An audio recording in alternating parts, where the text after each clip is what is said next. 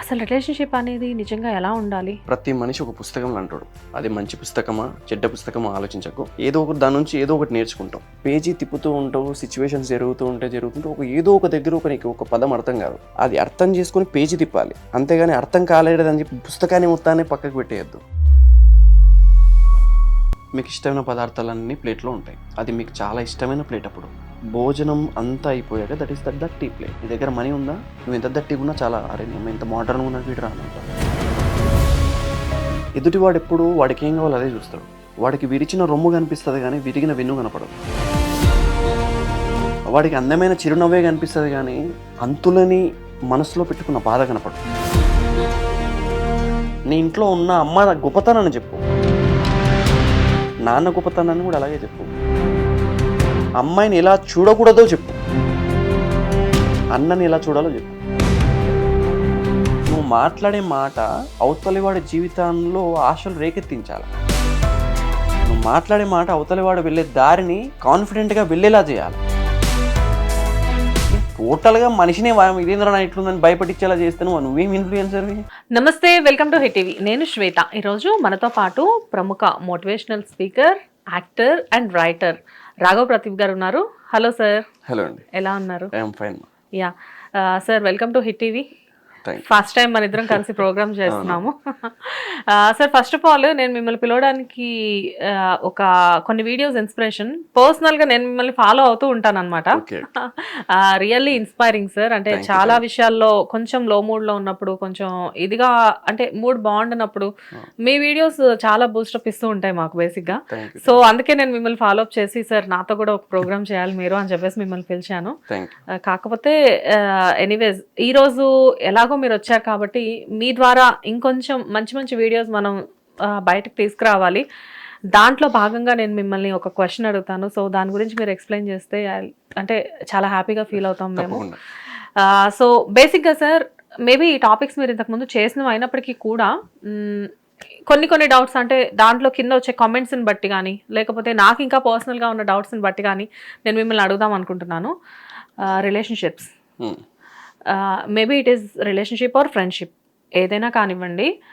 చాలామంది ఏంటంటే ఒక ఫ్రెండ్షిప్లోకి కానీ ఒక రిలేషన్షిప్లోకి కానీ ఎంటర్ అయిన తర్వాత దాన్ని చాలా టాక్సిక్గా ఫీల్ అవుతూ ఉంటారు. కొంతకాలం ట్రావెల్ అయిన తర్వాత టాక్సిక్గా ఫీల్ అయ్యి అక్కడే దానికి ఫుల్ స్టాప్ పెట్టాలి అని కొంతమంది అనుకుంటారు.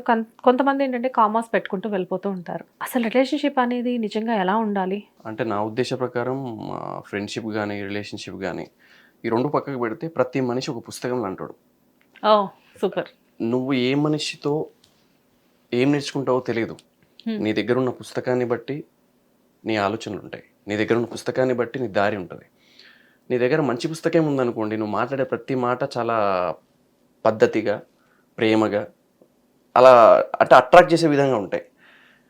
నీ దగ్గర చెడ్డ పుస్తకం ఉందనుకో, ఇలా చేయకూడదు అనే లెసన్ నువ్వు నేర్చుకుంటావు. సో ప్రతి మనిషి నీకు ఏదో ఒకటి నేర్పించే పోతాడు. సో నువ్వు చూస్ చేసుకునే పుస్తకం చాలా ఇంపార్టెంట్. అంటే మిత్రుడు చాలా ఇంపార్టెంట్. నీ చూసింగ్ ఇంపార్టెంట్. నువ్వు ఓకే నేను ఈ పుస్తకాన్ని ఎంచుకోవాలా వద్దా అనే ఆలోచన నీకు ఉండాలి, నీ మైండ్లో ఉండాలి. సో ఈ రోజుల్లో చూసింగ్ చాలా ఇంపార్టెంట్ ఫ్రెండ్షిప్స్ గురించి. ఒక్కసారి నువ్వు చూస్ చేసుకున్నావు అంటే అది మంచి పుస్తకమా చెడ్డ పుస్తకమా ఆలోచించకు. ఏదో ఒకటి దాని నుంచి ఏదో ఒకటి నేర్చుకుంటాం. నా ఉద్దేశ ప్రకారం అయితే అదే. సో చాలా వెల్ సెట్ సార్. అంటే ఒక మనిషి డెఫినెట్గా ఒక పుస్తకం లాంటి వాడే. అంటే చాలా మందికి తెలియని విషయం ఏంటి అంటే, మీరు ఇప్పుడు చెప్పినట్లు ప్రతి ఒక్కళ్ళు మన లైఫ్లోకి అకారణంగా రారు అని చెప్పేసి అంటూ ఉంటారు. ఏదో ఒక పర్పస్తోనే వస్తారు. సో అది మీరు చెప్పిన లాంగ్వేజ్లో వాళ్ళు మనకు వచ్చి ఏదో ఒక లెసన్ అయితే నేర్పించి వెళ్తున్నారు. ఓకే, సో బేసిక్గా దీన్ని ఇంకా బాగా అర్థమయ్యేలా చెప్పాలి అంటే, రిలేషన్షిప్లో కానీ ఫ్రెండ్షిప్లో కానీ కొన్ని అన్కంఫర్ట్స్ ఉంటాయి. వాళ్ళ నుంచి కానీ మన నుంచి వాళ్ళకి కానీ. అలా జరిగినప్పుడు ఏంటి అంటే ఆ మనిషిని టోటల్గా పక్కకు పెట్టేయడమో, ఆ మనిషిని టోటల్గా దూరంగా పెట్టడమో జరుగుతూ ఉంటుంది. నేనేంటి అంటే ఆ మనిషితో నీకు అన్కంఫర్టబుల్ ఏదైనా పరిస్థితి జరిగితే, సిచ్యువేషన్ జరిగితే, నువ్వు ఆ సిచ్యువేషన్ను ఆ అన్కంఫర్టబుల్నెస్ను వదిలేయాలి. మనిషిని పక్కన పెట్టొద్దు. ఇప్పుడు మనం మంచి పుస్తకం చదివినప్పుడు మనం అందమైన పుస్తకాన్ని చదువుతూ ఉన్నాం. అందమైన పుస్తకాన్ని చదివినప్పుడు ఇప్పుడు ఎగ్జాంపుల్ ప్రేమని తీసుకోండి. ప్రతి ఒక్క మనిషి జీవితంలో ప్రేమ అనేది ఒక అందమైన పుస్తకం లాంటిది. పేజీ తిప్పుతూ ఉంటావు, సిచ్యువేషన్స్ జరుగుతుంటే ఏదో ఒక దగ్గర నీకు ఒక పదం అర్థం కాదు, అక్కడే ఆగిపోవద్దు. అది అర్థం చేసుకుని పేజీ తిప్పాలి, అంతేగాని అర్థం కాలేదని చెప్పి పుస్తకాన్ని మొత్తాన్ని పక్కకు పెట్టేయద్దు. మేబీ రిలేషన్షిప్ కాపాడుకోవడం అనేది మీరు చాలా క్లియర్ గా చెప్తున్నారు. అది నేను అదే చెప్తున్నా. నేను ఏంటి అంటే మొత్తాన్ని పుస్తకాన్నే పక్కకు పెట్టేయద్దు, లేకపోతే పుస్తకాన్ని చులకనగా చూడొద్దు, ఏంది ఇది అర్థమైతలేదని చెప్పేసి. మేబీ నీకు అర్థం కాలేదేమో, మరొకడికి ఆ పదం చాలా విలువైన పదం కావచ్చు. సో సిచ్యువేషన్స్ని నువ్వు హ్యాండిల్ చేయగలగాలి, దానికి నువ్వు విలువ ఇవ్వగలగాలి. పేజీ తిప్పు అర్థం చేసుకొని పుస్తకాన్ని పక్కన పెట్టొద్దని నా ఒపీనియన్. సార్ కానీ చాలా మందికి ఇక్కడ నేను ఒక చిన్న ఎగ్జాంపుల్ అడుగుతాను. చాలా బెస్ట్ ఫ్రెండ్స్ ఉన్నారు, కొంతకాలం నుంచి ఒక 1 year నుంచి వాళ్ళు ట్రావెల్ అవుతున్నారు. ఆ ఫ్రెండ్షిప్లో ఒకళ్ళకి ఫ్రెండ్షిప్ అంటే చాలా లైట్, ఒకళ్ళకి ఏంటంటే ఫ్రెండ్షిప్ అంటే ఒక ఎమోషన్. ఆ ఎమోషన్లో ఏంటంటే వీళ్ళు చాలా సజెషన్స్ ఇవ్వడం, చాలా ఎక్కువ పొసెసివ్నెస్ చూపించడం, చాలా ఎక్కువ ప్రేమ చూపించడం చూపిస్తున్నారు ఫ్రెండ్షిప్లో.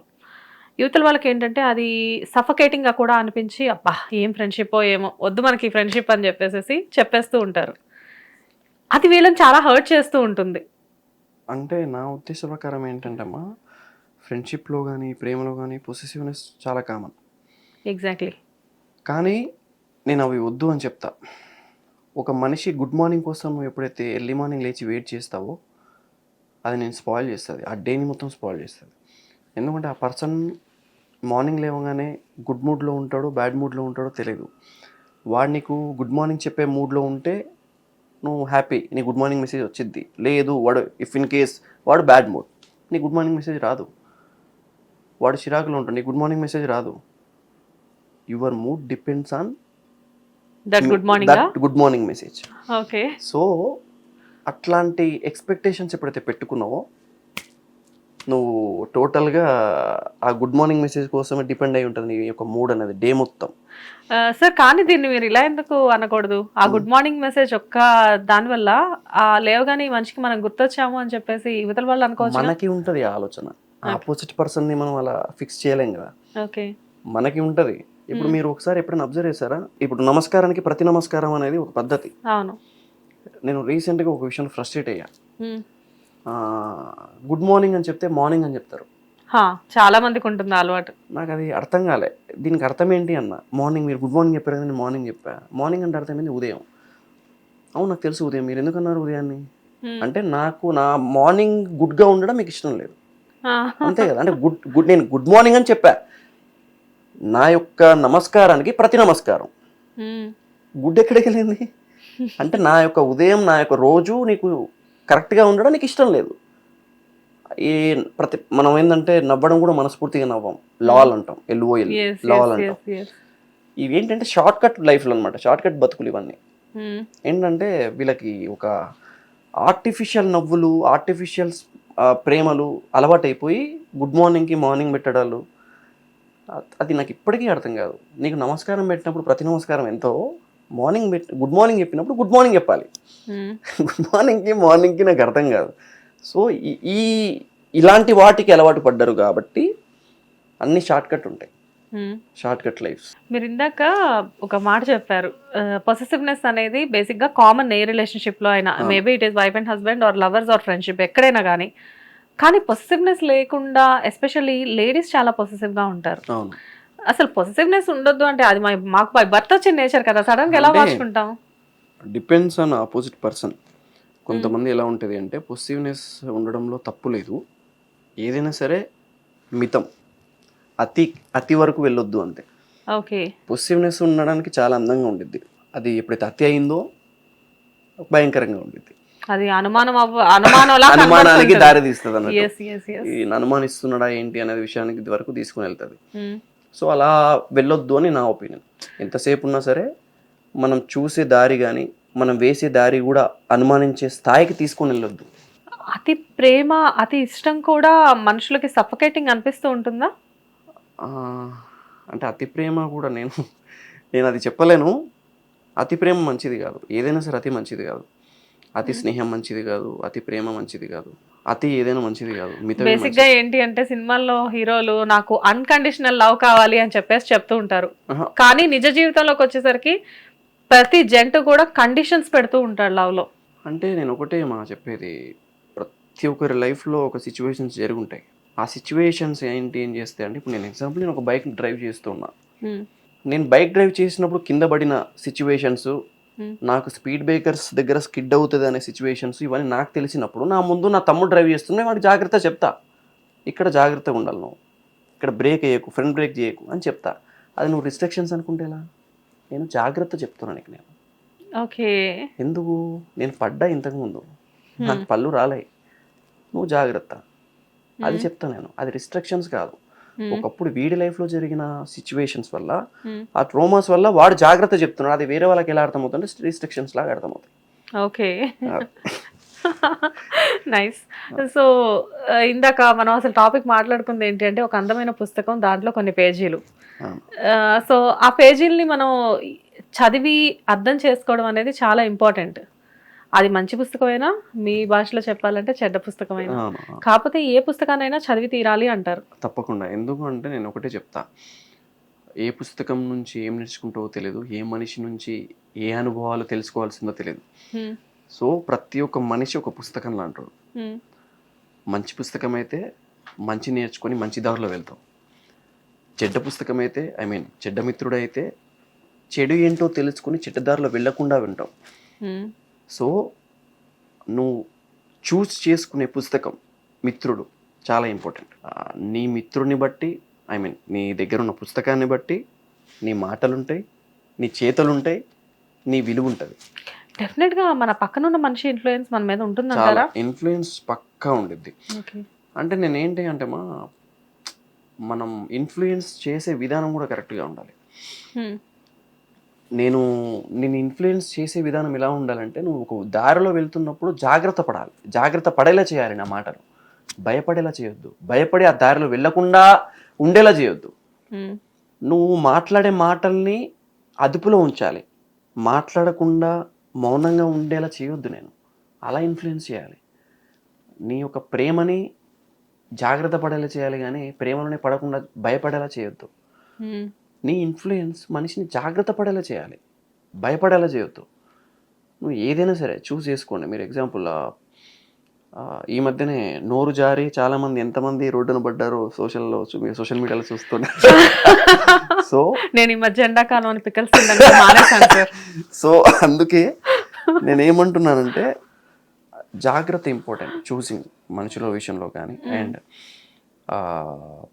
మనం మాట్లాడే మాట కూడా చాలా జాగ్రత్తగా, ఏ మాట అయినా కానీ. నేను ఇది నాలుక అని చెప్పను. నేను ఎప్పుడు మా అమ్మకు ఒక మాట చెప్తుంటా, ఈ మాంసం బుంత ఇంకెన్ని రోజులు తిరుగుతుందో నోట్లో అని. ఈ మాంసం బుంత చాలా మెలికలు అందంగా తిరుగుతూ ఏం చేస్తుంటారు అంటే, చాలా బొయ్యారంగా మెలికలు తిరుగుతూ ఉంటుంది లోపల. అది చేసే పదప్రయోగాలకి 6 అడుగుల మనిషి అయినా సరే, రాయి లాంటి మనస్సు గలవాడైనా సరే చిటికలో పడిపోవాల్సిందే. ఈ మాంసం ముద్ద నువ్వు ఎప్పుడైతే కంట్రోల్లో పెట్టుకుంటావో, నీ బంధం నిలబడుతుంది, నీ యొక్క విలువ పెరుగుతుంది. ఇది కంట్రోల్ లేకే చాలామంది రోడ్డు పడ్డారు రీసెంట్లీ. అంటే సార్, ఎస్ నిజమే, తెలుసు, విన్నాము, చూసాము, చూస్తూ ఉన్నాము. అంతకంటే ముందు ఏంటంటే, ఇది కంట్రోల్లో ఉండాలి అంటే ఇది కంట్రోల్లో ఉండాలి, ఇది కంట్రోల్లో ఉండాలి. ఇది మన చేతుల్లో ఉంటుంది, ఇది మన చేతుల్లో ఉండదు. ఎందుకు అంటే నేను ఒకటే చెప్తా, ప్రేమించిన మనిషి విషయంలో కానీ, మన ప్రాణంగా చూసుకునే స్నేహితుడి విషయంలో కానీ, ఏదన్నా తప్పు జరిగి ఉండుంటే, ఇంతకుముందు మనం ఏదైనా ఫేస్ చేసి ఉండుంటే, అలాంటి సిచ్యువేషన్ మళ్ళీ మనకు కనిపిస్తే భయపడుతూ ఉంటాం.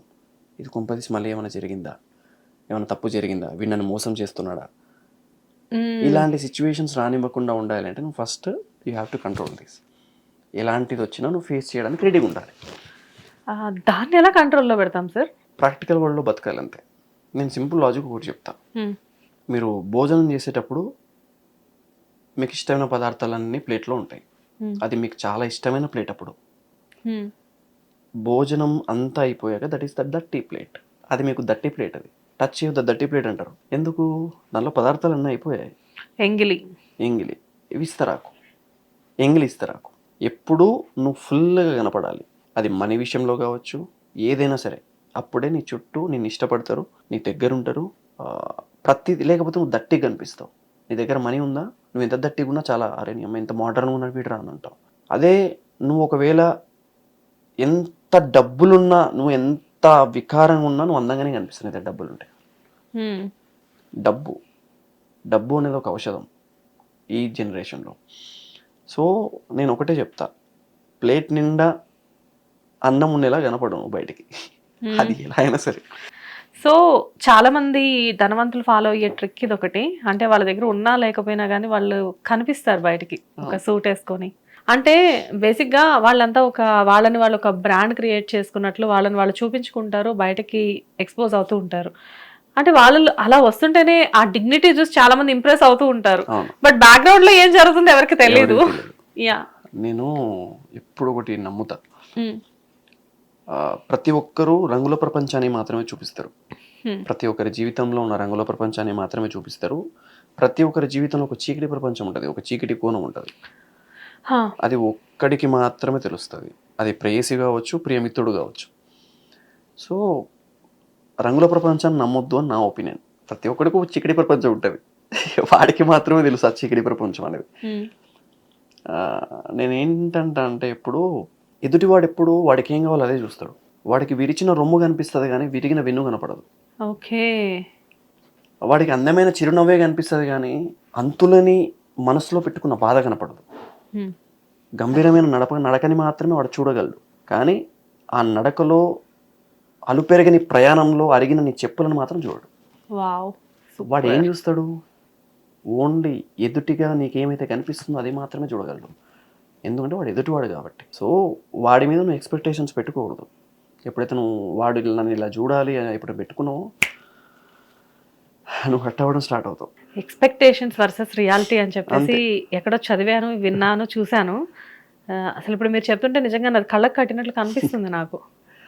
నేను ఒకటే చెప్తామా, ఎంతసేపు ఉన్నా సరే ఒక మనిషి మనకు నవ్వుతున్నాడు అంటే వాడితో పాటు సంతోషంగా నవ్వు, అంతేగాని వాడిని ఎలా బాధ పెట్టాలా అని ఆలోచించకు.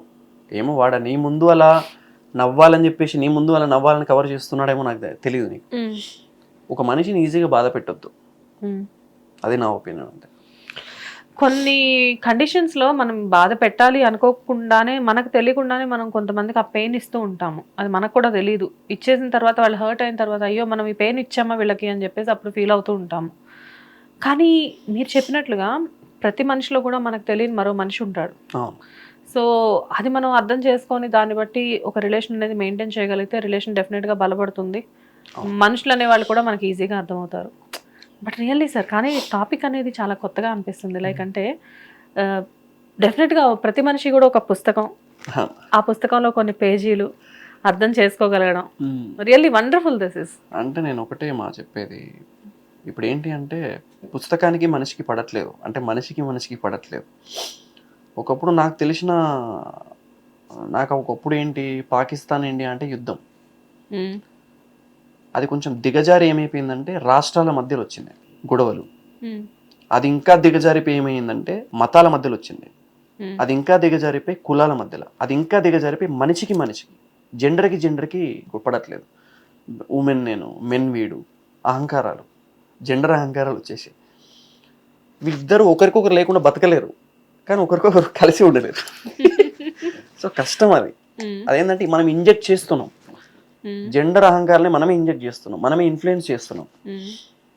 నీ ఇంట్లో ఉన్న అమ్మ గొప్పతనాన్ని చెప్పు, నాన్న గొప్పతనాన్ని కూడా అలాగే చెప్పు.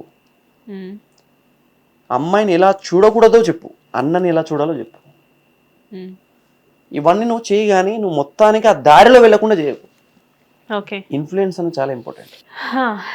చాలా మంది ఇన్ఫ్లుయెన్సర్స్ చెప్తున్న విషయాలు కూడా ఇవే. అంటే నేను ఒకటే చెప్తా, ఈ మధ్య కాలంలో ఇన్ఫ్లుయెన్సర్స్ అందరూ బిజీ ఉండడం ఏంటంటే వాళ్ళు బిజీ అయిపోయారు వేరే వాళ్ళని బ్లేమ్ చేయడం. ఎగ్జాక్ట్లీ. ఇన్ఫ్లుయెన్స్ చేయడం ఆపేసి వేరే వాళ్ళని బ్లేమ్ చేయడంలో బిజీ అయిపోయారు కాబట్టి మేబీ ఆ బ్లేమింగ్ తో వాళ్ళు ఇన్ఫ్లుయెన్స్ అవుతున్నట్టున్నారు. మేబీ అది ఇన్ఫ్లుయెన్స్ చేయడం ఆపేస్తారు. మనకు చాలా ఉన్నాయి, భగవద్గీత ఉంది, రామాయణం ఉంది, సుందరకాండ ఉంది, సరే ఖురాన్ ఉంది, బైబిల్ ఉంది, భారతదేశ చరిత్ర ఉంది. ఎన్ని ఇన్ఫ్లుయెన్స్ చేయొచ్చు నువ్వు, వీటిలో ఒక్క తీసుకుని 1,00,000 చేయొచ్చు. పక్కోడి జీవితమే కావాలా నీకు? అదే కదా, పక్కోడి జీవితం ఇన్ఫ్లుయెన్స్ చేయడానికే కావాలా? అవసరం లేదు. పక్కోడి జీవితం పక్కోడిది. పక్కోడి జీవితంలో ఏదో జరుగుతుందని చెప్పేసి వాళ్ళ మధ్యలో ఏదో జరుగుతుందని నువ్వు దాన్ని డిస్ప్లే చేస్తే వచ్చే ఆనందం వ్యూస్ నీకు దేనికి దేనికి యూజ్ అవుతుంది నీకు? అది దానికి మనుషులు దానికి చాలా అడక్ట్ అయిపోయారు, దాన్నే చూస్తున్నారు, వ్యూస్ వస్తున్నాయి, వీళ్ళు కూడా అదే అడక్ట్ అయిపోయారు. బట్ రియల్లీ సార్ అంటే సమ్ టైమ్స్ అనిపిస్తూ ఉంటుంది లైక్ అంటే నిజంగానే ఇన్ఫ్లుయెన్సర్స్ అనేవాళ్ళు చాలా మంది కొత్తగా పుట్టుకొస్తున్నారు ఏదో మొక్కల్లాగా. కాకపోతే ఏంటంటే ఆ మొక్కలో ఉపయోగపడే మొక్క ఏదో పనికిరాని మొక్క ఏదో కూడా చాలా మందికి తెలియట్లేదు. సో ఇన్ఫ్లుయెన్సర్ అనే మాట వాడడానికి కూడా ఇప్పుడు ఆలోచించాల్సిన పరిస్థితి వస్తుంది. అంటే ఇంట్రడ్యూస్ చేసేటప్పుడు కూడా వాడడానికి కొంచెం అమ్మో ఇన్ఫ్లుయెన్స్ అనే పదం వాడొద్దులే అని. అది అంటే నేను ఒకటేమా, నువ్వు మాట్లాడే మాట అవతలి వాడి జీవితంలో ఆశలు రేకెత్తించాలి. నువ్వు మాట్లాడే మాట అవతలి వాడు వెళ్ళే దారిని కాన్ఫిడెంట్గా వెళ్ళేలా చేయాలి. నీకు టోటల్గా మనిషినే ఇదేంద్ర నా ఇట్లుందని భయపడిచ్చేలా చేస్తే నువ్వేం ఇన్ఫ్లుయెన్సర్వి? భయపడేలా చేయొద్దు, నువ్వు ఉత్తేజపరచాలా, ఇన్ఫ్లుయెన్స్ చేయాలా. నువ్వు మంచి విషయాన్ని ఇన్ఫ్లుయెన్స్ చేయి. పక్కోడి జీవితంలో జరిగింది అదేం ఇన్ఫ్లుయెన్స్ రా బాబు, నువ్వు ఇన్ఫ్లుయెన్స్ చేయట్లా, నువ్వు ఇంట్రాగేట్ చేస్తున్నావు. ఎగ్జాక్ట్లీ అది ఈ రోజు జనరేషన్లో ఇన్ఫ్లుయెన్స్ అది అని పెట్టుకుంటున్నారు ఇన్ఫ్లుయెన్సర్స్ అని కొద్దిమంది మాత్రమే. Nice sir, really wonderful topic. అంటే లైక్ అంటే చాలా మందికి ప్రతి రిలేషన్ని ఎంతసేపటికి ఎలా బ్రేక్ చేద్దాము, ఈ రిలేషన్ టాక్సిక్గా ఉంది ఇంకా దీనికి గివప్ ఇచ్చేసేద్దాం వద్దు మనకి అని చెప్పేసి ఆలోచిస్తున్నారు. బట్ నో, ఇది కాదు. ఏంటి అంటే ఏ రిలేషన్షిప్ అయినా కానీ అర్థం చేసుకోవడానికి ప్రయత్నిస్తే డెఫినెట్గా అది లాంగ్ టైంలో మనకి చాలా లెసన్స్ నేర్పిస్తుంది, మీరు చెప్పిన బుక్ థియరీలో. Anyways thank you sir. Thank you so much. Hit TV app, ఇందులో short news, live news, entertainment shows, movies, digital magazines తో పాటు మీ జిల్లా వార్తలను కూడా ఫ్రీగా చూడొచ్చు. ఇంకెందుకు ఆలస్యం, వెంటనే హిట్ టీవీ యాప్ ని డౌన్లోడ్ చేసుకుని ఫ్రీగా ఎంటర్టైన్మెంట్ పొందండి. Hit TV app. Hit TV app. Please download hit TV app. Hit TV app ని ఫ్రీగా డౌన్లోడ్ చేసుకుని ఎంజాయ్ చేయండి. మీకు నచ్చిన ఎంటర్టైన్మెంట్ కోసం హిట్ టీవీ యాప్ ని ఫ్రీగా డౌన్లోడ్ చేసుకుని ఎంజాయ్ చేయండి. హిట్ టీవీ యాప్ ని డౌన్లోడ్ చేసుకుని ఆస్వాదించండి, ఆశీర్వదించండి. ఇంతమంది సెలబ్రిటీలు హిట్ టీవీ యాప్ ని డౌన్లోడ్ చేసుకోండి అని చెప్తున్నారంటే ఎంత మంచి యాప్ ఆలోచించండి. అమెరికా అమెరికా అమెరికా అమెరికాలో చదవాలనుకునే వాళ్ళకి విశ్వసనీయమైన పేరు మన శౌర్య కన్సల్టెన్సీ. UK లో 1 year masters, UK లో 1 year masters, 2 years work permit up to 5 years visa. Contact Saurya Consultancy. Contact 89851 89851.